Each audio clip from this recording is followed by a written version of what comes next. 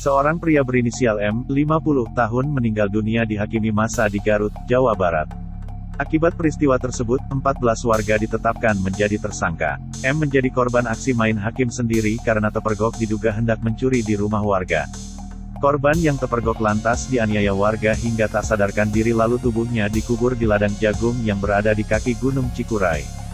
Diketahui, sebelum meninggal dengan cara tragis, korban jauh sebelum kejadian pernah melakukan aksi pencurian.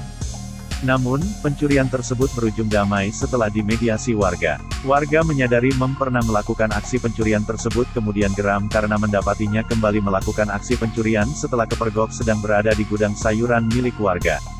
Kemudian, Mem menjadi sasaran amuk massa sehingga tubuhnya banyak mengalami luka pukulan dan luka akibat benda tumpul seperti besi dan batu. Korban kemudian diikat dengan tali dan dimasukkan ke dalam karung lalu dikubur. Saat jasadnya mulai ditutupi tanah, Mem diketahui masih hidup oleh seorang tersangka berinisial S, 39. S kemudian turun ke dalam lubang kuburan dan menyayat leher korban dengan golok. Saat dipastikan MM sudah dalam keadaan tidak bernyawa, kemudian para tersangka kembali melanjutkan proses penguburan. Peran S yang menyayat leher korban dinilai sebagai tindak pidana yang dikenakan pasal 340 KUHP, dengan ancaman hukuman mati atau seumur hidup. Sementara ke-13 orang tersangka lainnya dijerat dengan pasal 338 KUHP dengan ancaman hukuman 15 tahun penjara.